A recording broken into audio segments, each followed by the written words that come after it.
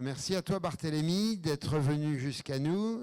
Entre le Cameroun et le Cameroun, tu me disais, Cologne, Dakar, Cape Town bientôt. C'est un individu très difficile à retenir sur place. Alors on va parler de dessin. On en a déjà souvent parlé ensemble, mais on va le faire pour nos hôtes. Et c'est vrai que si ton travail passe par des modes aussi différents que la sculpture, l'installation, la performance, la vidéo, la peinture un peu, et puis le dessin, trouve quand même une place quand même un peu verticale, je dirais primordiale chez toi. Le dessin, c'est peut-être même consubstantiel à ton individu. Tu as toujours dessiné ?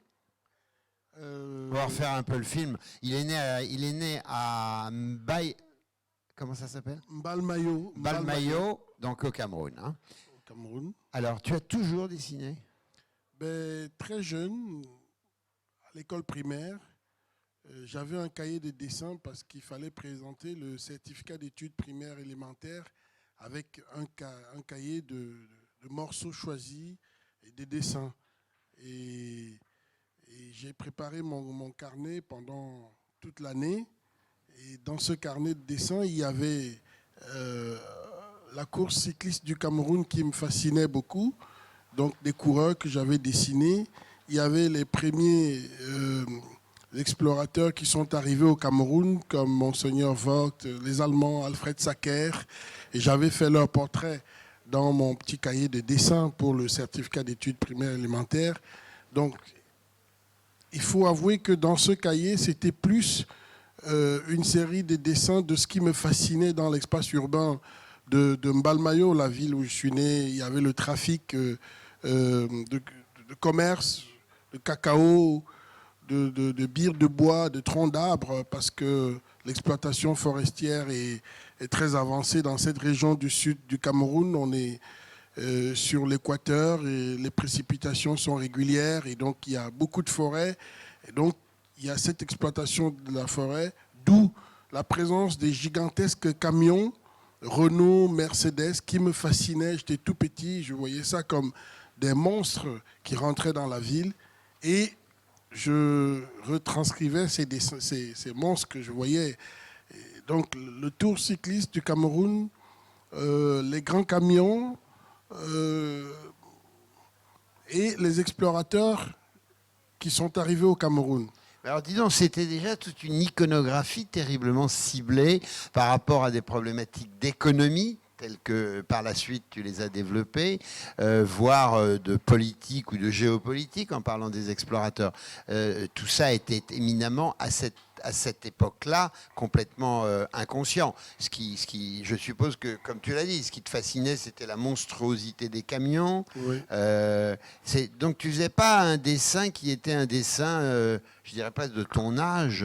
Non, ce n'était pas dans l'esprit critique non plus. Il faut savoir que par la suite, je vais être très critique par rapport à l'exploitation de la forêt, par rapport aux échanges nord-sud. Et en tant que plasticien, ça va se présenter sous des installations, par exemple. Donc, c'était des dessins juste d'enfants qui étaient fascinés par les livres d'histoire du Cameroun, qui voyaient un prêtre ou un pasteur blanc barbu et j'étais fasciné quand je voyais ces portraits dans les livres d'histoire. Et tout ce qui faisait l'étrangeté de ton univers, en fait. Voilà, qui n'était pas familier à moi au quotidien. Voilà. Et donc, je dessinais cela. Et j'ai acquis très vite, là, des aptitudes de dessiner. C'est quand j'arrive au secondaire que je découvre à la bibliothèque des livres sur Goya et Titien. Et là, je dis, j'aimerais être un jour un grand peintre, un dessinateur qui va réussir à ce clair-obscur des œuvres de Rembrandt, de Titien. Voilà. Et alors, pour ce faire, si j'ai bien en tête ta biographie. Pour se faire passer le secondaire, tu vas suivre l'enseignement de l'école des beaux-arts de Dakar. D'Abidjan, en Côte d'Ivoire. Comme quoi, tu vois, j'ai des erreurs. Abidjan, pardon, Abidjan. Donc tu vas à Abidjan. Et alors, l'école des beaux-arts d'Abidjan, qu'est-ce que, à cette époque-là, donc tu es né en 67, tu devais être là-bas dans les années 80, donc Fin 80. Fin des années 80. Début 90. Début 90. J'arrive. Qu'est-ce qu'on y enseigne par rapport au dessin? Déjà que le choix n'était pas facile de dire à ma mère et à mon père, mes parents, donc, que je devais quitter le Cameroun à l'âge de 20-21 ans pour aller étudier les beaux-arts. C'était pas dans une tradition familiale Non. D'où tu étais, oui, d'où tu étais originaire. Non, mon père était mécanicien, chauffeur. D'abord, il a travaillé chez Renault. Et c'est quand il voit les enfants de son patron, Leblanc, ses enfants vont à l'école et il se dit, j'en ai aussi un petit gamin à la maison, je vais l'envoyer à l'école parce que jusqu'à aujourd'hui, ce n'est pas tous les parents qui envoient leurs enfants à l'école. On peut l'imaginer. Il se dit, j'en ai aussi un à la maison, je vais l'envoyer à l'école. Je vais à l'école, mais il faut savoir qu'envoyer un enfant à l'école, c'est pour être fonctionnaire demain et être à l'image du blanc, de l'homme civilisé, de celui qui met la veste, qui est fonctionnaire, qui est commissaire de police, ou commandant de brigade, ou médecin, professeur. Oui, alors, donc, aller à l'école des beaux-arts, ça devait... Voilà, est-ce qu'il va déjà vivre de... Ça faisait tâche. Oui, et ils ont pris ça comme un coup de poignard dans le dos, de voir que je n'avais pas envie d'entrer dans la fonction publique parce que j'avais déjà remarqué dans les années fin 80 89, que les licenciés dans un pays du tiers-monde étaient déjà au chômage. Et je me suis dit, pourquoi aller à l'université et à obtenir des licences et chômer et vendre de la cigarette dans la rue ou de l'eau à boire ou des bonbons ou faire des petits métiers. Alors, je préfère faire un métier que j'aime et qui me donne du plaisir et du bonheur que de faire une formation des sciences sociales ou sciences économiques et demain ne pas trouver un travail. C'est mieux déjà de faire une profession que j'aime. Que tu aimes. Et donc j'ai décidé de partir tout seul en Côte d'Ivoire et mon père a dit, tu es mon seul fils, je ne peux pas t'aider à partir loin de moi parce que la culture du garçon encore, en Afrique comme dans certaines cultures occidentales, quand on a le fils, c'est la continuité de la famille, du nom, tout et tout. Et on n'a pas envie de perdre celui-là qui est le seul garçon, entre guillemets, et qui a été chuchoyé, qui a été bien traité dans sa jeunesse. S'il part, je ne sais pas qu'est-ce qui va lui arriver. Mais moi, j'étais mûr. Je savais ce que j'avais envie de faire. Et j'ai décidé de partir. De partir à l'école des beaux-arts, à Abidjan. Contrairement au souhait de mon père, surtout. Mais par contre, ma mère était favorable. Et je me souviens qu'une nuit, à la veille de mon départ, elle avait frappé à ma porte pour me donner un peu d'argent, pour me dire que voilà, tout ce que je peux te donner pour t'aider, voilà ce que je peux te donner. Quoi. Et ça m'avait beaucoup touché. Bien sûr. Mais mon père voulait à tout prix que je ne parte pas du Cameroun, que je reste à côté de lui. Donc j'arrive à Abidjan, à l'académie, à l'école des beaux-arts d'Abidjan. Et l'enseignement qui est dispensé dans les années 90, quand j'arrive, c'est un enseignement calqué sur l'enseignement artistique en France dans les années 60. D'accord, donc tu veux dire avec un décalage, un certain retard. Exactement. L'enseignement artistique avait déjà eu des réformes en France, avait évolué, mais là-bas, les professeurs qui ont été étudiants dans les années 60 et qui ont connu le dessin du modèle vivant, le dessin classique, et que pour être sculpteur, il faut d'abord copier les copies. Les moulages en plâtre. En bronze, en plâtre, que l'école des beaux-arts de Paris a envoyé aux Beaux-Arts d'Abidjan. D'accord. Pour l'ouverture de la première école des Beaux-Arts Ouais. en Afrique noire, il fallait des modèles. Donc Bien l'atelier sûr. du Louvre a envoyé des conteneurs de sculptures venant de l'atelier du... Et il y a un modèle en particulier que tu savais très bien dessiner, d'après ce que tu m'as Il y raconté. en a au moins 5. Il y a l'esclave mourant de Michel-Ange, tenu Oui, ce qui est debout. une bonne référence. Voilà, il y a aussi le buste d'Agrippa, le cheval de Troie, et je ne connaissais même pas l'histoire de tout ça. ces sculptures que je copiais en terre glaise d'abord. Donc l'enseignement est très classique et académique quand j'arrive aux Beaux-Arts d'Abidjan. Mais je suis fasciné en cette année-là, en ces débuts.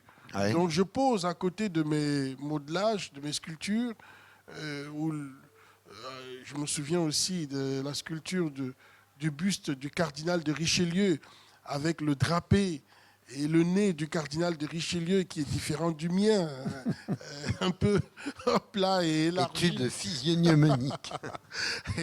Et j'étais fasciné et je posais à côté, je faisais des photos pour envoyer d'abord à ma mère par mon père. C'est sûr qu'elle montrait à mon père que voilà. Mais j'étais content, je montrais à ma mère ce que je savais faire, ce que j'avais appris. J'étais content. Jusqu'aujourd'hui, quand je regarde mes premières photos à Abidjan, je suis fasciné de réussir. Les approches, c'est comme une étude documentaire. Hein. bien C'est sûr. pas textuellement cela, mais de voir le drapé, tout ce mouvement, me fascinait. Mais il y avait autant de sculptures à ce moment-là que de dessins. Oui, il n'y avait pas... Il y avait le dessin, mais qui était un dessin classique, c'est-à-dire qu'il y avait 3 jours de sculpture, 2 jours de dessin. D'accord. Il y avait un modèle vivant qui venait, et c'était surtout pour... Moi, je crois que c'était la recherche comment dirais-je, il fallait plutôt saisir l'âme du modèle, mais les professeurs ne comprenaient pas cela. Il fallait reproduire textuellement, Oui, littéralement. exactement, le modèle Principe de mimétisme absolu, quoi. classique absolu. Or, pour moi, l'idée, c'était d'avoir une idée, même juste l'archétype de ce que je vois en face de moi, qui était déjà... le sens de l'observation, il fallait l'avoir. Je pensais qu'il fallait plutôt cultiver ça. D'accord. Et tu es resté combien tu as passé le concours à l'école des Beaux-Arts d'Abidjan? Oui, c'est ça, hein, tu es sorti avec le concours. Oui, j'ai fait 4 années là-bas. Voilà. Et alors, à ce moment-là, tu es venu faire un post-diplôme en France? Non, c'est que l'enseignement qui dure sur 5 ans n'est que classique académique. Et après le diplôme de 3e année, je suis en 4e année. Je me dis, après, je serai en 5e année, juste, j'aurais passé toutes mes 5 ans à copier. Est-ce qu'il n'existe pas quelque part ailleurs dans le monde un autre type d'enseignement? Et je me suis dit, j'ai envie d'aller en France. Donc c'est là où je vais à l'ambassade de France en Côte d'Ivoire. Je vais au service culturel, je tombe sur un livre des écoles des beaux-arts en France. Je ferme les yeux, Vraiment? Vraiment comme ça? Oui, c'est comme ça que j'ai choisi. Tu as fermé les yeux et toc, tu es tombé sur... Non, mais parce que il y a près de 53 écoles d'art en France. C'est un autre débat. Tu ne savais pas laquelle choisir. Exactement. Et je n'avais pas l'obsession d'aller aux Beaux-Arts de Paris. C'était aller en France, faire les Beaux-Arts. Et c'est sûr qu'il y a un autre type d'enseignement là-bas. Et je tombe sur 3 écoles. Je postule pour 3 écoles. D'accord. L'école d'art de Dijon, l'école des Beaux-Arts de Bourges et l'école d'art de Grenoble. Et j'envoie 3 dossiers et je reçois 3 réponses. Et je suis accepté à l'école d'art de Grenoble qui, en France, et même jusqu'aujourd'hui, est une école d'avant-garde. Avec la Villa Arson, l'école des Beaux-Arts de Nantes, Tourcoing, Cergy. C'est des écoles vraiment... Pointues.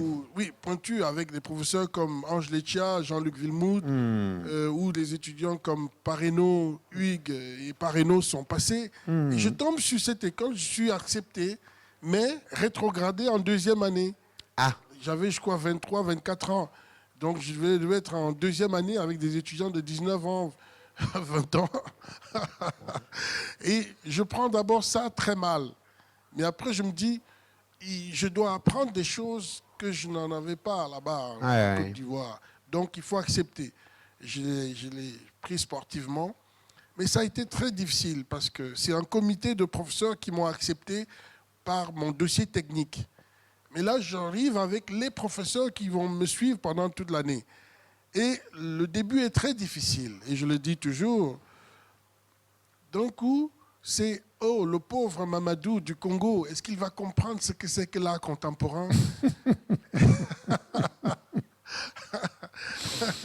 Et c'est très, très difficile parce que il y a des professeurs inconsciemment, peut-être, je ne veux pas être dur, qui prennent pas de rendez-vous avec moi parce qu'ils sont convaincus que Mamadou, il y va pas. Mamadou et Boulungoulou, Bouana, il ne va pas comprendre l'art contemporain. Et les rendez-vous sont difficiles, contrairement à mes confrères qui sont en deuxième année avec moi. Ouais. Et il fallait être très fort psychologiquement. Et c'est là où j'entre dans le maquis. Je me dis, la seule chose qui compte, c'est de travailler. Remarque, le maquis du côté de Grenoble, il y avait une historique là, donc ça allait. Vous voulez dire dans le Vercors, le Vercors. Et donc finalement, on va un peu accélérer la bio parce que sinon on va y aller. Ah ben, je suis un compteur. Mais tu es un compteur, absolument. Non, mais en plus j'aime bien t'entendre, mais il faut. Donc on va arriver au moment où tu as le diplôme de Grenoble, hein. Oui. Dire quand même peut-être, est-ce qu'il y a un professeur à l'école des Beaux-Arts de Grenoble qui a été pour toi important?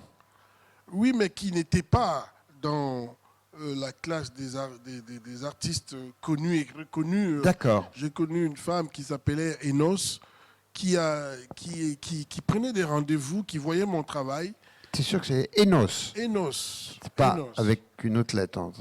C'est pas, Enos. ouais. E-N-O-S. Et elle était attentive à ce que je faisais. D'accord. Mais vraiment, beaucoup de professeurs, même les plus connus, je ne vais pas les citer, c'était pas... Non, c'est pas. Tu vas pas régler tes comptes. On n'est pas ici pour ça, mais non. Ils ont pas compris, quoi. Oui, très vite que voilà, Ouais. un Africain, déjà que l'art contemporain n'est pas accessible aux Occidentaux, ils ne comprennent pas accessible. Il y a beaucoup d'Occidentaux qui ne comprennent pas. Ouais. Donc j'ai vu Difficile ça en comme tout ça, cas. oui. Alors, moi, je vais prendre juste le relais de ta biographie pour arriver à un moment où le dessin va devenir très important, notamment, enfin, tu me corrigeras si tu veux, c'est que là, je prends le relais, tu me corriges, mais je la connais ta bio.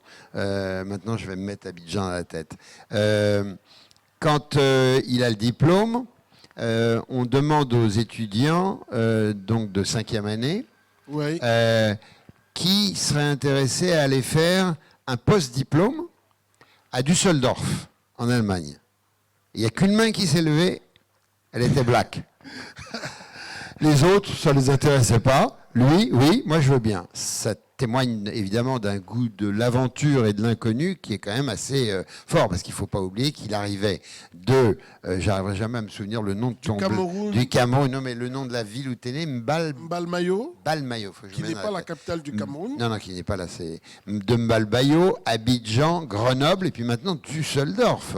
Il faut imaginer quand même le déracinement que ça représente. Et justement, le déracinement. Donc là, je vais l'interroger là-dessus. Barthélémy va toujours raconter une histoire assez... Enfin, ce qu'il en était. Il se retrouvait là-bas, il ne parlait pas l'allemand. Il était inscrit dans la classe d'un artiste remarquable qui s'appelle Klaus Rinke, très grande figure allemande. Et il avait sa chambre à Düsseldorf. Et en fait, il a fait, pendant cette période allemande, une série de dessins qui s'appelle Das Bett, c'est-à-dire le lit en allemand. Et cette série, il y en a 1 millier, à peu près. Eh bien, il va vous en parler parce qu'il faisait ça sur son lit et le lit devenait comme un territoire de mémoire où, sur ses feuilles, qui sont un petit peu plus grandes que du A4, eh bien, il développait toute une iconographie qui n'est pas celle que l'on connaît ou qui est ici sur les murs des galeries dont je vais parler tout à l'heure. C'était une iconographie encore accrochée à sa culture. Donc, raconte-nous un petit peu comment, effectivement, cette production vraiment fleuve de Das Bett est advenue. C'est qu'un jour, à Grenoble, il y avait une annonce qui traînait sur les murs de l'école. Et cette annonce affichait échange entre les étudiants, les jeunes étudiants des beaux-arts français pour aller dans une école des beaux-arts en Allemagne. En Allemagne. Et pendant 3 mois, l'annonce était là et personne ne postulait à cette annonce-là. Et un jour, le directeur Jean-Pierre Simon est sorti. Il a dit, mais il n'y a personne qui veut aller en Allemagne. Je viens d'avoir un appel de Bonn, où il y a l'Office franco-allemand pour la jeunesse, parce qu'avec Konrad Adenauer et je crois le général de Gaulle, ils ont créé des relations franco-allemandes dans tous les domaines scientifiques, éducation, pour faciliter le rapprochement entre les deux nations. Et donc, là, il y a une bourse où les jeunes Français peuvent aller en Allemagne et personne ne veut y aller, peut-être parce qu'ils sont encore, jusqu'aujourd'hui, je les comprends, traumatisés par rapport à cette Allemagne qui n'est pas beaucoup dans l'envie des jeunes Français. Et il n'y avait personne. Et je suis allé dans le bureau du directeur, je lui ai dit, je viens d'un pays qui était ancienne colonie allemande. Le Cameroun était une colonie allemande. Et après la Première Guerre mondiale, tous les territoires allemands avaient été donnés aux pays alliés, dont l'Angleterre et la France. Le Cameroun a été remis à la France, mais on a des comment dirais-je, des signes dans la ville, des vestiges encore allemands qui montrent qui parlent de la présence allemande. Parle de la présence des explorers. Voilà. Il faut savoir qu'au secondaire, comme deuxième langue, je ne choisis pas l'espagnol après le français. Il faut choisir une deuxième langue entre l'allemand et le français. Je choisis l'allemand. Et quand je suis à Grenoble, ayant déjà eu quelques notions en allemand, je demande à Jean-Pierre Simon et qui me dit, pas de problème. Et c'est comme ça que j'atterris à Düsseldorf. Alors, version corrigée de ce que je vous disais tout à l'heure, mais c'est parce que la première fois qu'on s'est rencontrés, pas la première, il m'avait donné cette version-là, je ne l'ai pas inventée. Maintenant, il en donne une autre qui doit être plus réaliste, parce que voilà. Oui, j'avais quelques notions, Guten Tag, Wie heißt du. D'accord. Et donc, je vais à Düsseldorf pour 6 mois d'échange, 6 mois de résidence. J'atterris dans la classe du professeur Fritz Schwegler, qui parle français.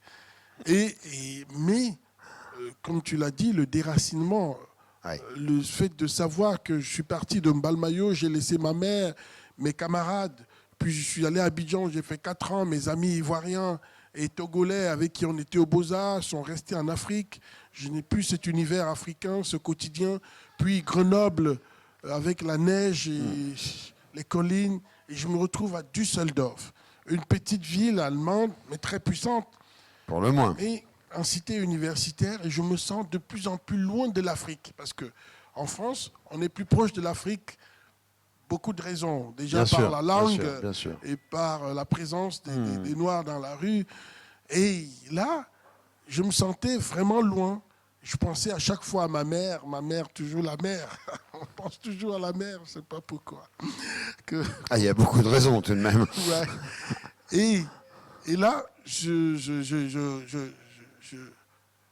ramasse, parce qu'aux Beaux-Arts de Düsseldorf, il y avait des rouleaux de papier mis à disposition des étudiants. Et je n'avais pas assez d'argent par rapport à ma bourse.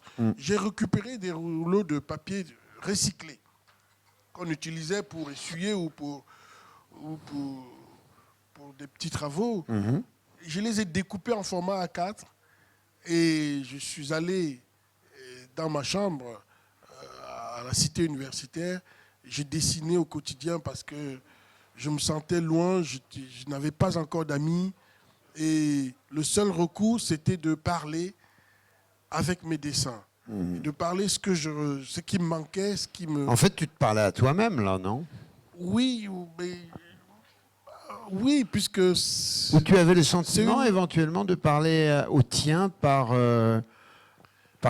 télépathie, mais par l'esprit, disons? C'était plutôt ce qui me manquait par rapport à l'espace urbain, par rapport aux relations humaines, qui était retranscrit sur le dessin.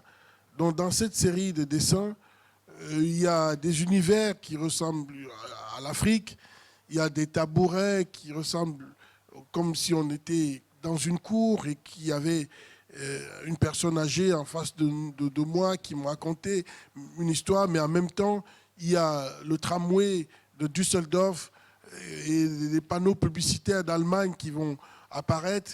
Donc il y a ces deux univers qui vont naître dans la série Das Bett. Mon lit, le lit, est très intime. Et cette série est dessinée sur des kilomètres de papier. Mais un dessin qui est très différent du dessin d'aujourd'hui, du dessin, j'allais dire, du dessin Togo, tel qu'on le connaît aujourd'hui, dans une circulation internationale, et notamment, par exemple, de galeries et de foires comme ici. Le dessin est d'une autre nature. Il est beaucoup plus précis. Il est fait avec quoi? Il est fait avec une plume, un peu de gouache, non? Les aquarelles ou bien... Non, le Das Bett.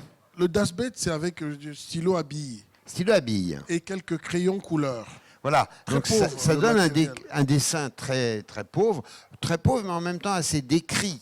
Hein, parce qu'il y a effectivement tout cet univers d'objets, par exemple, Oui. qu'on ne retrouve plus tellement dans les dessins d'aujourd'hui. Oui, c'est vrai. Parce que, comme je l'ai dit au début, c'était à ma 4e année de séparation familiale par rapport à aujourd'hui. Ça fait déjà 20 ans, 25 ans, 20 ans que je ne suis plus avec, je ne vis plus en Afrique. Mais là, c'était très présent, d'où cette présence d'univers d'objets africains et que je ne rénie pas. Mais c'était seulement une manière de te retrouver toi-même avec ton univers africain, ou est-ce que c'était une manière finalement aussi de, une fois pour toutes, les fixer sur un papier et t'en débarrasser pour pouvoir plonger, je dirais, dans un autre monde qui serait le monde de l'art contemporain?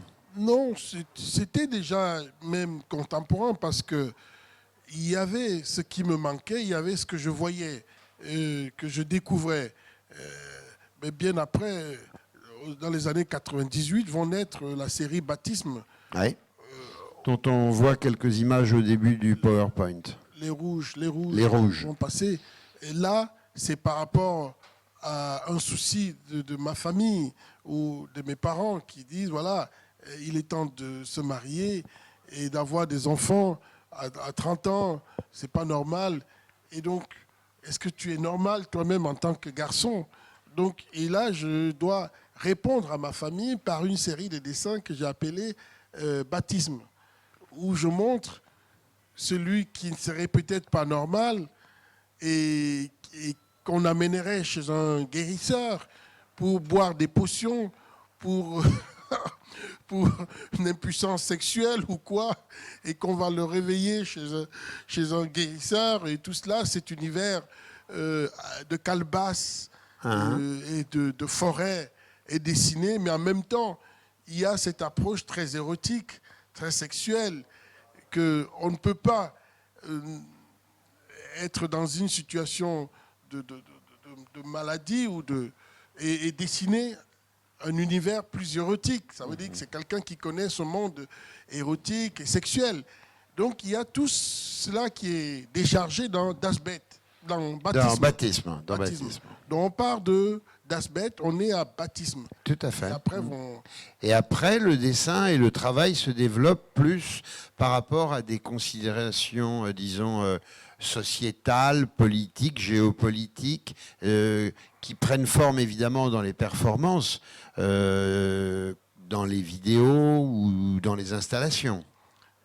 Il faut dire que vers les années 2000, lorsque je commence à beaucoup exposer, je suis confronté à une demande des commissaires et des directeurs de musées qui me demandent une esquisse de ce que je vais faire pour l'exposition. Et du coup, je me mets dans une autre pratique de dessin qui est le drawing project. C'est-à-dire, vous aurez 20 mètres par 30 mètres de salle, qu'est-ce que vous allez faire?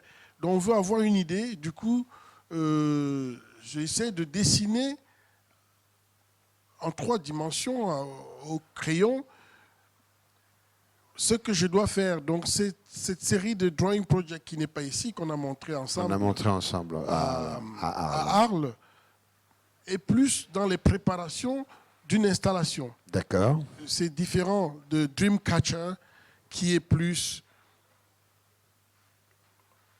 une série de dessins de célébration de la vie, avec tout ce qu'elle comporte, la vie. Dans la vie, il y a nos ressentis, les ressentis, il y a la souffrance qui côtoie la laideur qui côtoie la beauté, la sexualité qui côtoie la guerre qui côtoie la solitude ou la violence. Et c'est un petit peu ça, la série Dreamcatcher, qui commence dans les années 2002-2003, quand je m'installe à Paris.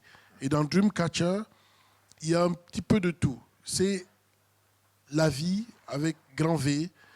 Dans un dessin, il y a la violence, il y a des membres qui sont amputés, il y a des corps qui crachent, il y a une tête qui est complètement coupée, mais il y a une beauté qui est célébrée par le matériau qui est l'aquarelle, la fluidité. Oui, parce que le travail du dessin, c'est un travail qui est très souvent, effectivement, comme tu viens de dire, violent.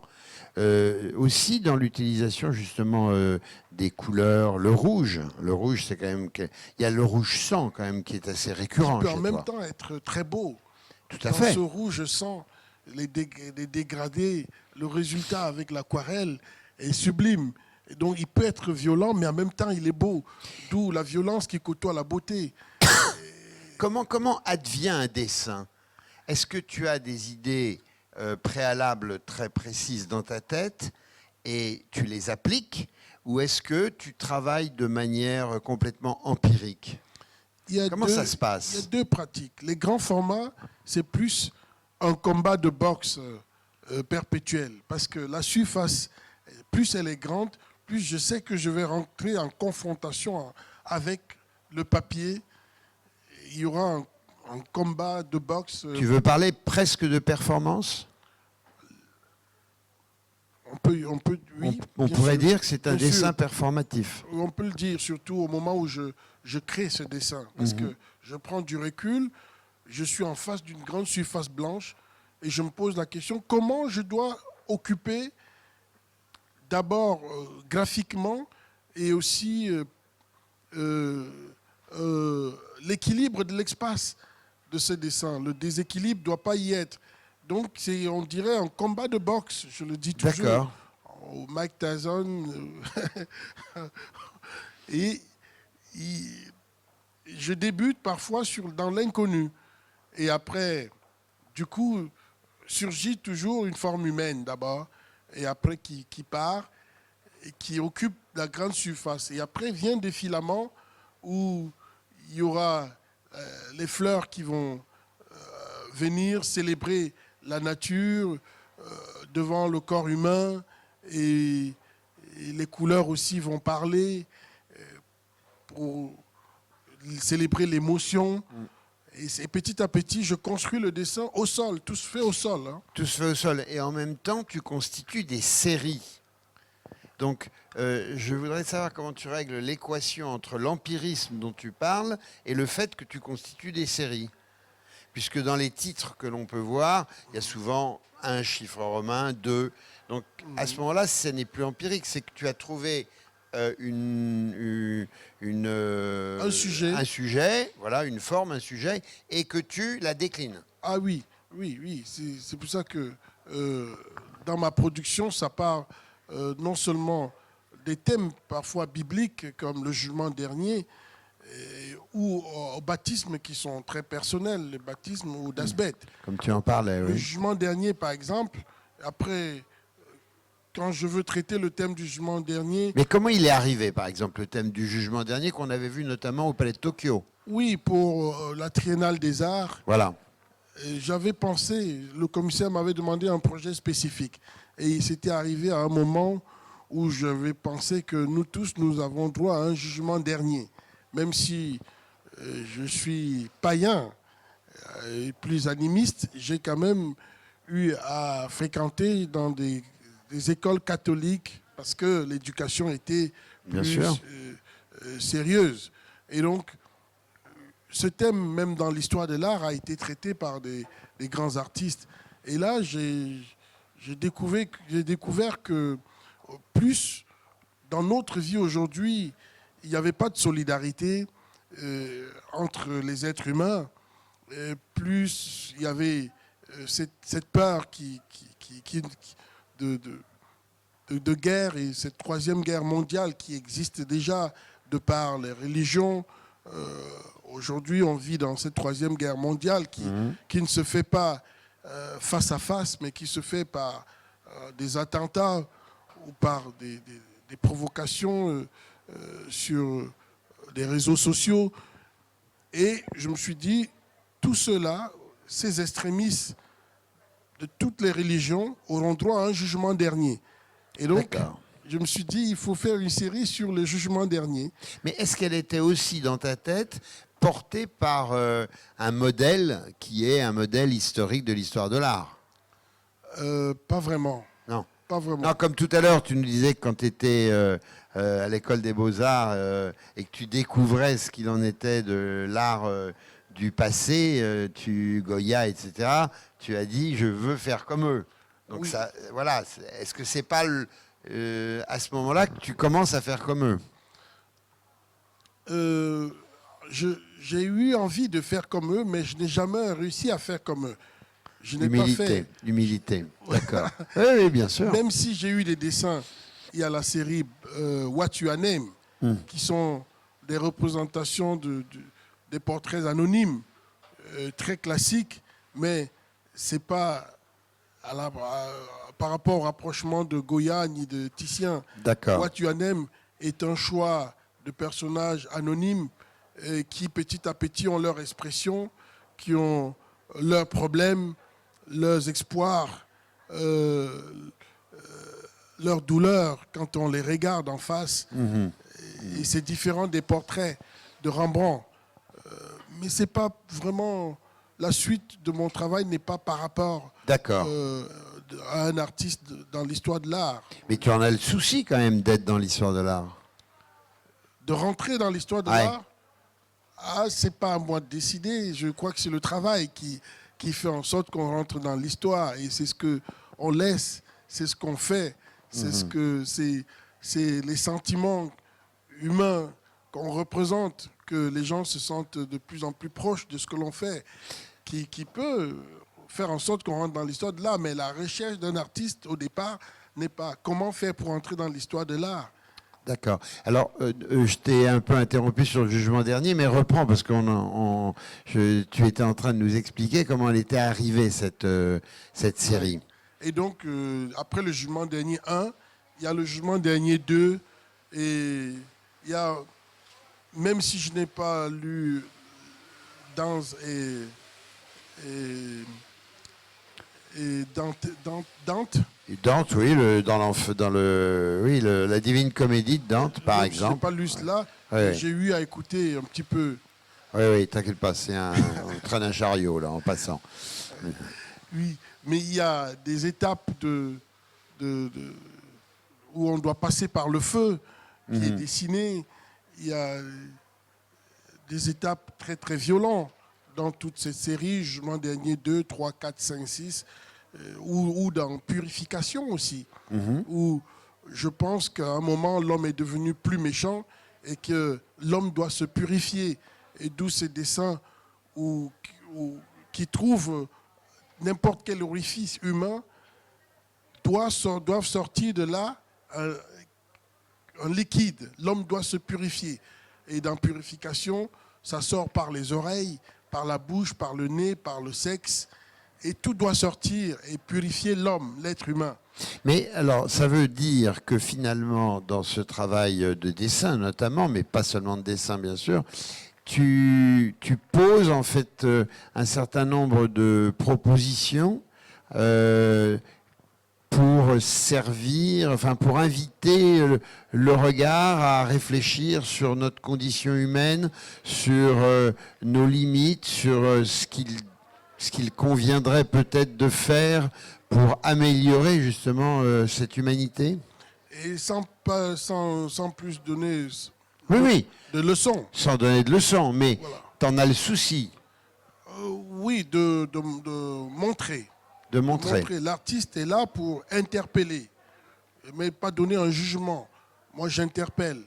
Et dans ces interpellations, ça passe par ce qu'est la vie. Et la mort fait partie de la vie, comme le plaisir fait partie de la vie. Et je n'ai pas de limite lorsqu'il faut dessiner la mort. Ces crânes que vous voyez, que vous avez vus, ou... Oui, parce que par exemple, là, on a des yeux excavés. Enfin, c'est très Oui. diablotin aussi. Oui, c'est l'homme aussi. L'homme est un loup pour l'homme, d'où the hidden face, le visage caché de l'être humain, de l'homme, est dessiné comme un masque. Mais en même temps, il y a des hommes et des femmes qui sont en extase dans mes dessins. Et ce qui me plaît, c'est qu'il n'y a pas de limite dans l'expression de la vie. Comme il n'y a pas de limite finalement dans la pratique artistique elle-même, parce que tu fais beaucoup de dessins, et on parle de dessins ici parce qu'on est à Droguenao, mais en fait, dans ton travail, il n'y a pas de limite formelle. Non, parce que je ne me revendique pas comme un peintre, ni comme la série de What You Name. Ouais. Ce jeune garçon avec le cou un peu plié. À la Modigliani un peu. Mais ça, c'est le regard que j'apporte, évidemment. Oui. Ouais. Et je disais que... Oui, la différenciation plastique. Que tu n'es pas peint, tu n'es oui, pas... voilà. Je ne suis pas vidéaste.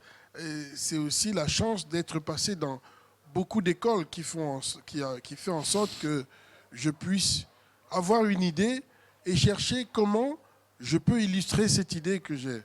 Donc, la sculpture, au départ, qui a été ma spécialité à l'école des Beaux-Arts, n'est plus prédominante.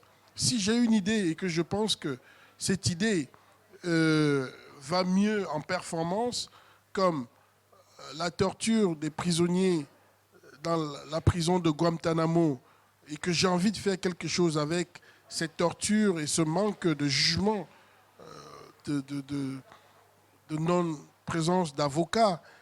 Et je me dis, comment représenter ce problème de Guantanamo qui, on a cru que ce problème devait avoir une solution tout récemment quand Obama a pris le pouvoir. Il a dit, la première des choses, ce serait de fermer Guantanamo. Guantanamo est encore là, mais les êtres humains n'ont pas de jugement, n'ont pas droit à un avocat. Et comment faire pour montrer cette torture et cette souffrance? Et il n'y avait que la photo-performance pour moi pour illustrer cette situation. D'où la récupération de centaines de briques rouges disposées comme une montagne. Oui. Et mon corps allongé, couché sur cette montagne, sans mousse, mais sur une situation, sur un volume pas lisse, mais avec des entrées sur la poitrine, sur le ventre. Blessante. Voilà. Et douloureuse, parce que là, je fais cette performance à la Biennale de Séville. Je suis couché du début du vernissage à 18h jusqu'à 21h et je souffre et j'accepte de souffrir. Et cette performance traduit la situation, montre la situation de souffrance de ces prisonniers. Ou alors, j'écoute sur RFI comment des gens sont torturés dans les prisons en Turquie et avec des décharges de fer électrique chaud. Je décide de me mettre en militaire, en tortionnaire, dans une exposition, à un vernissage. Et je prends un jeune qui m'accompagne dans une performance comme s'il était prisonnier. Et sur son dos, je scotche 3 fers à repasser, mais qui ne sont pas connectés au jus. Et je me mets sur une table à repasser. Mais auparavant, dans ma chambre d'hôtel, j'ai dessiné une forme humaine qui est allongée sur la table à sur dessiner. la table à repasser. Mais j'ai un fer à repasser qui est connecté au courant. Il chauffe et je l'applique avec une musique de Back of Africa. Le volume est énorme et j'applique le dessin chaud, le fer à repasser chaud sur le dessin, sur le corps humain et ça se met à fumer à brûler, qui est la réplique qui est comme si j'exerçais cette pression sur le dos du prisonnier et ça brûle avec la musique. C'est comme si on était en train d'électrocuter quelqu'un. Et donc, ces performances arrivent parce que je trouve que pour montrer ce que je pense comme idée en tant que plasticien, seule la performance à ce moment peut arriver à illustrer cette idée. D'accord. Et si j'ai une idée comme la relation que j'ai avec ma famille et que je pense au départ que c'est une série de sculptures qui va m'amener à illustrer ce problème, mais j'échoue complètement, c'est plutôt le dessin. Je rentre dans le dessin. Et c'est en même temps la même idée quand je me dis que je dois montrer la situation des Africains dans des foyers d'immigrants à Montreuil ou à Pantin. Et je me dis comment faire pour montrer leur situation de détresse et de promiscuité dans laquelle ces gens vivent. Il faut aller dans une cité, dans un foyer et vivre avec eux et retranscrire cette série de lits superposés que j'ai eu à montrer à la cité de l'immigration aussi. Ouais. On parlait de Tokyo avant. Avant, oui. Cette série de lits superposés avec des échelles. Mais il semblerait quand même que la plupart du temps, dans tous tes actes d'installation, le dessin trouve toujours un peu sa place, c'est-à-dire est toujours là en accompagnement. C'est vrai, parce que dans certaines installations, il y a des murs qui sont réservés au dessin parce que je me dis que ça fait partie d'une expression ou d'une idée que j'ai envie d'exprimer dans cette exposition, par exemple. C'est comme on parlait de Tokyo dans The Sick Opera. J'avais envie de montrer une série de dessins de Dreamcatcher et au-delà du fait que je voulais montrer ce problème des immigrés dans les foyers qui était le lit superposé, mais il y avait aussi la relation humaine dans Dreamcatcher. Et c'est aussi comme la barque qui montre la dangerosité de traverser l'océan, une situation que les Africains se mettent très vite là-dedans en partant des côtes du Sénégal pour les îles Canaries. Ouais. Et est-ce que c'est par performance ou par vidéo? Je trouve que c'est plutôt par sculpture. Et donc, c'est ça un peu la chance que j'ai eue à faire 10 années d'école des beaux-arts. 4 années à Abidjan, 4 années à Grenoble, 2 années à Düsseldorf. De ne pas être juste un sculpteur ou pas être coincé dans une catégorie. Oui, ou la série des photos de Stupid African President, par exemple, où je me mets en scène comme un président africain qui passe le temps à faire les discours et que dans la société, ça n'évolue pas. Ou un président qui contribue à l'exploitation de la forêt ou du sous-sol avec Africa Oil, ainsi de suite. Et je crée là une série de photographies. Donc il n'y a pas de barrière, de frontière entre le dessin et la photo, ou entre la photographie et la sculpture. Et le dessin a quand même une vertu peut-être supplémentaire, c'est que c'est un objet de circulation plus facile.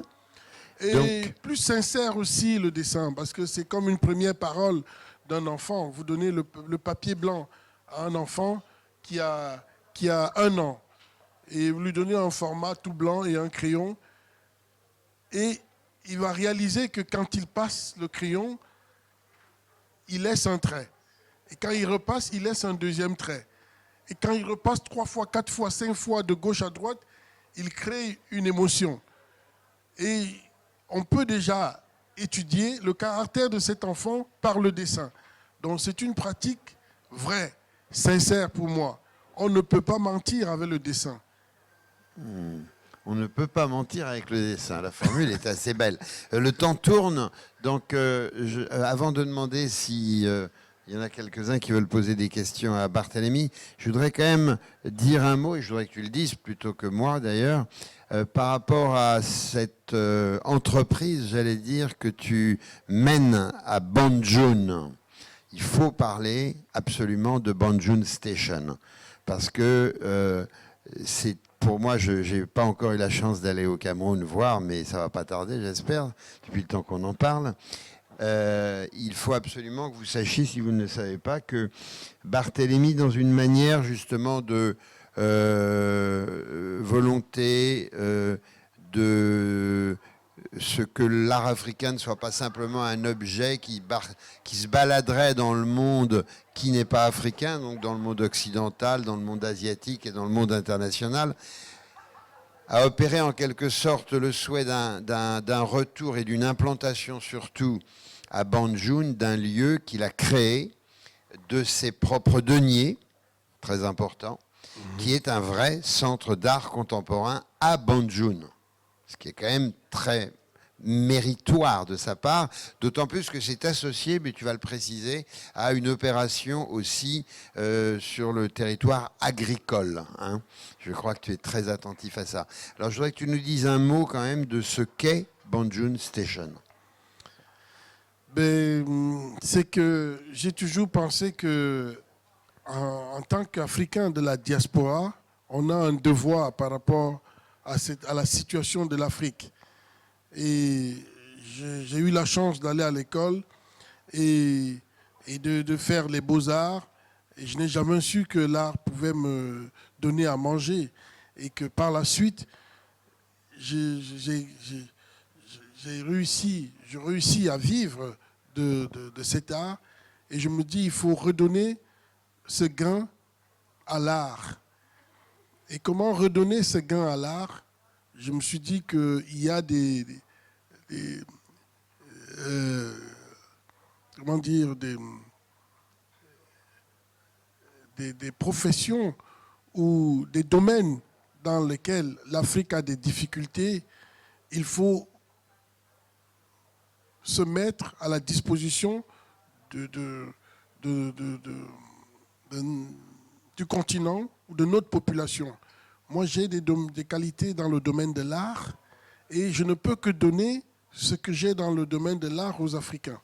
Donc, j'ai remarqué que l'art classique africain, ce qu'on appelle l'art nègre ou les arts premiers, l'art africain, est en Occident aujourd'hui. Ça a été pillé sur le continent par des explorateurs ou des religieux, mais cet art africain, cet art classique, pour être honnête, c'est un art classique, se trouve en Occident dans des beaux musées et qu'il n'y a rien en Afrique. Et qu'aujourd'hui, l'art contemporain, nos productions aujourd'hui, ce que nous, artistes africains, on fait, n'est pas sur le continent africain parce que ceux qui dirigent le continent n'ont aucune idée, sinon une vague idée, mais que les Occidentaux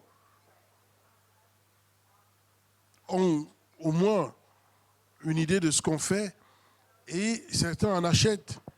Vous imaginez que j'ai des dessins, pas des dessins, des travaux à Beaubourg, à la Tête Moderne, à New York, ainsi de suite. Et cette production d'aujourd'hui, de Brûlis Boisbré, de Chéri Samba, de Kingelez, ne se trouve pas sur le continent. Donc il y a une double perte que l'Afrique est en train de... Non seulement les artistes sont ailleurs que sur l'Afrique, mais en plus leur production. Oui, mais leurs productions peuvent aussi être en Afrique si nos politiques pouvaient prendre conscience de ce qu'on fait pour construire des musées ou faire des acquisitions ou même nous faire la demande et on pouvait leur donner gracieusement ces œuvres. Du coup, j'ai constaté ces deux pertes et je me suis dit, il faut construire un lieu non seulement pour donner l'occasion aux jeunes de faire et de pratiquer de l'art, mais aussi de faire des échanges entre mes confrères artistes africains et occidentaux pour avoir une collection et les mettre en dépôt dans ce lieu pour qu'une partie de notre production puisse rester sur le continent. Et donc, j'ai décidé de créer Banjul Station, un projet ambitieux, personnel. J'en suis sorti avec une hernie discale tellement la montre tourne et que je me suis dit, il faut faire quelque chose pour l'Afrique dans un domaine qu'on maîtrise. Et cet appel est adressé à tout autre Africain de la diaspora, sportif, scientifique, médecin, même si on est médecin africain et qu'on a réussi ses études et qu'on est médecin aujourd'hui à la Riboisière ou on est à Harvard, économiste ou dans des grandes banques occidentales, il faut redonner quelque chose à l'Afrique. Si on est médecin, il faut sacrifier une semaine dans sa vie, dans une année, et aller consulter les sciences sous un baobab. Le tout n'est pas d'aller construire un tas de béton comme moi, c'est de savoir donner. Et c'est ce que Gilbert et George appellent et disent « the giving person ». Savoir donner, la générosité. Et si on est ingénieur agronome africain et qu'on peut prodiguer des conseils aux agriculteurs africains pour améliorer leur agriculture, il faut faire ce sacrifice. Si on est médecin, même juste en donnant des conseils d'hygiène sous un baobab dans un village de Sikasso, vous aurez aidé le continent. Si on est sportif, footballeur et qu'on gagne des millions, des milliards, il faut construire 2 piscines pour la natation aux jeunes. Vous voyez. Et mon geste était de construire ce lieu. Et aujourd'hui, il existe. On vient de faire une première visite guidée des enfants d'école primaire dans la collection, au musée à Banjul Station. Et ces jeunes ont eu la chance de découvrir des œuvres de Kiki Smith, de David Nash, de Brûlis Boisbré. Et on a fait un workshop, un atelier, on leur a demandé de dessiner ce qu'ils ont vu accroché. Et vraiment, c'était fabuleux de voir qu'ils avaient saisi les formes de Flanagan ou de Chilida. Vous voyez, et ça, c'est touchant. Et est lié à ce projet culturel, éducatif, un volet agricole. On a dit, avec mes amis qui se sont associés à moi, qu'on ne peut pas rester que dans le domaine de l'éducation, de l'art. Avant de faire de l'art, il faut manger. Et on a créé donc des plantations autour de Banjul Station, de bananiers, de cacahuètes, de haricots, et une plantation de caféiers pour relier l'idée pas d'Aimé Césaire, de Léopold Sédar Senghor, qui critiquait déjà les échanges nord-sud. Et nous, en tant qu'artistes à Banjul Station, pour critiquer cela, on a décidé de faire une plantation, cultiver notre propre café, le récolter et faire des emballages lithographiés et fixer nous-mêmes les prix de notre production. Parce que, comme vous le savez, le prix du cacao au marché mondial est fixé par les acheteurs et qui sont des Occidentaux. D'où une plaquette de chocolat pour un Africain, pour manger une bonne plaquette de chocolat suisse, du chocolat belge. C'est absurde de dire chocolat suisse, chocolat belge, bon bref. Alors que la matière première est cultivée en Côte d'Ivoire, au Cameroun, au Congo, ainsi de suite, et que ceux-là n'arrivent pas à manger le produit fini. Et nous, on va décider de faire le produit fini sur le continent et vendre et fixer nous-mêmes le prix de notre café. Donc, il y a ce projet culturel qui a aussi un volet critique, mais un volet agricole pour que la communauté locale puisse atteindre l'autosuffisance alimentaire, manger bien avant de faire de l'art. Et on a récolté des tonnes de haricots blancs qui est très riche en protéines, en protides, je crois, en protides, qui peut remplacer la viande. Protéines. Protéines. Voilà. Eh bien, on voit que c'est un engagement qui est très fort chez toi et je voulais que tu en parles parce que c'est important, car il me semble être effectivement totalement en équilibre et en phase avec l'engagement artistique qu'elle tient, parce que c'est là où tu existes, c'est là où tu es, et il me semblait important de le placer. Est-ce que vous avez des questions dans la salle? Alors attendez, je vais vous apporter un micro pour qu'on entende bien. Oui, bonjour Barthélémy, Daniel Lezorovitzi à l'appareil. Par la diversité des matériaux que tu emploies et par l'universalité de ton langage et la recherche de tes racines ou de ta vision de l'Afrique, ma question, c'est pas très important, mais est-ce que tu te sens plus africain ou plus occidental ou alors tu es un artiste mondial? Voilà, simplement.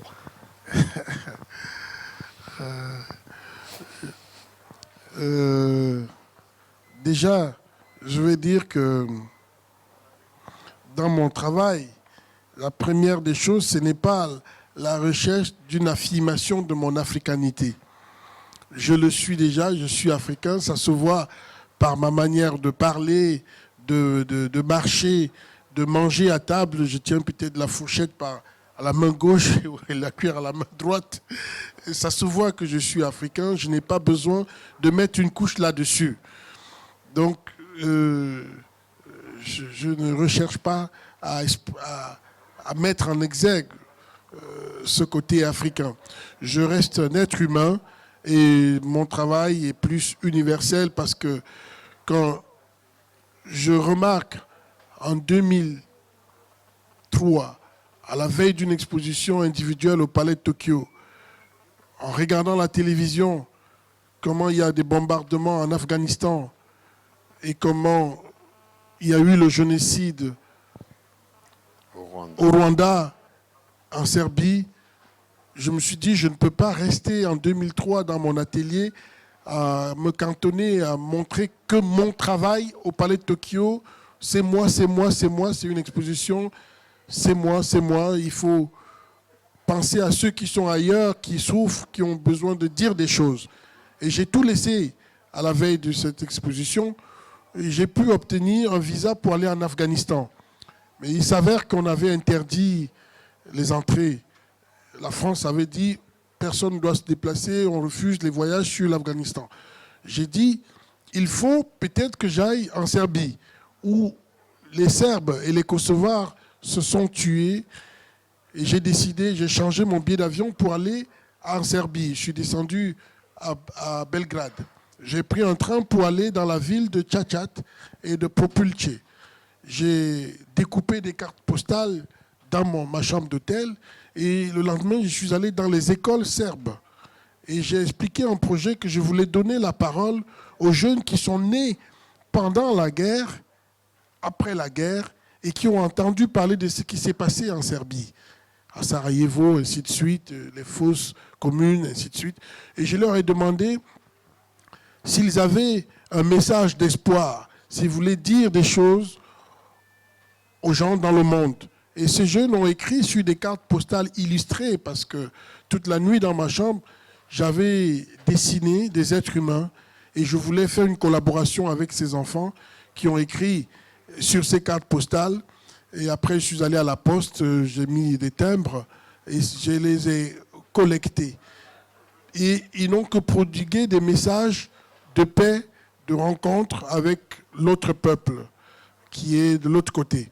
J'ai traversé la force du KFOR pour arriver à Pristina et je suis allé à Mitrovica dans les enclaves. J'ai vu des gens vivre dans des situations difficiles, emprisonnés. Et sur le campus de Pristina, j'ai aussi donné des cartes postales aux jeunes pour écrire, pour parler et dire un message au monde entier. Et toute cette somme de cartes postales, je les ai réunies et le jour de mon exposition au Palais de Tokyo, ces messages étaient là, qui parlaient des rêves des gens quelque part dans le monde, de leurs souhaits, de leurs espoirs. Et par la suite, je me suis dit qu'il fallait développer ce travail. Je suis allé à Lagos, où il y a 20 millions d'Africains dans un pays pauvre. 20 millions d'Africains pauvres. Dans la capitale du Nigeria, où la violence au quotidien, on tue et on traverse le mort et on va qu'à ses occupations. Lagos, c'est une des 3 premières villes dangereuses du monde, après Caracas, où je suis aussi allé, et Johannesburg, où je suis allé. Dans ces 3 villes, donner la parole aux gens qui vivent avec cette violence pour parler de leur souffrance, de leur situation d'exil venant de chez Mugabe. Ils sont allés à Johannesburg et plein de jeunes Zimbabwéens sont dans la rue à Johannesburg. Ils ont envie de s'exprimer. Ou alors des gens victimes du sida, et vous savez que l'Afrique du Sud n'a pas cru au départ au sida. Ou alors d'autres Africains qui vivent encore dans les situations d'apartheid, qui n'est pas encore fini.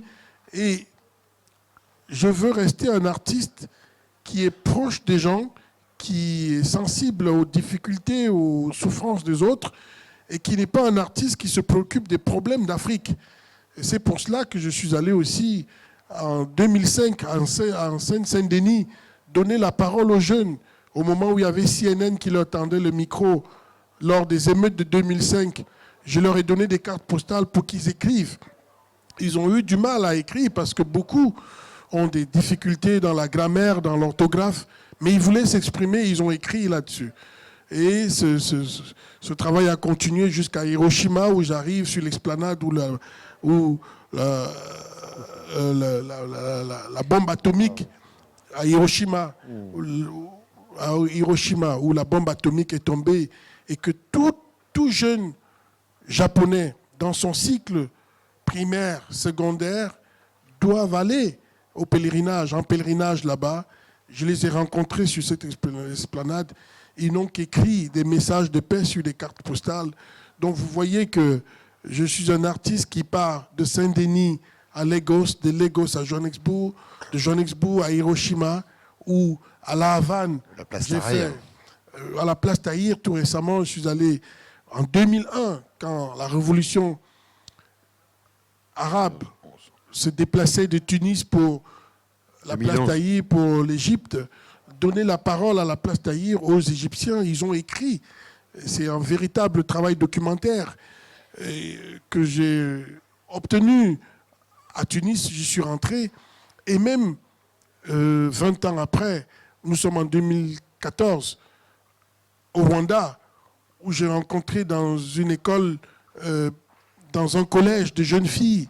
Et les sœurs m'ont reçu et m'ont fait rencontrer 100 jeunes filles à Kigali qui ont écrit des messages de paix entre les Hutus et les Tutsis. Mais le plus difficile était d'arriver à Auschwitz et Birkenau, où je suis allé en 2013, et que je voulais donner la parole aux gens qui étaient dans cette situation de détresse, de souffrance, dans les couloirs de la mort, mais ils n'étaient pas là. Et le seul travail de compte rendu que je pouvais faire, c'était un travail documentaire pour montrer la situation et l'horreur que ces gens ont vécue. Et c'est une série sans témoignage écrit, sans message. Et je ne suis pas un artiste qui regarde le nombril et parle que de l'Afrique, d'où une dimension universelle.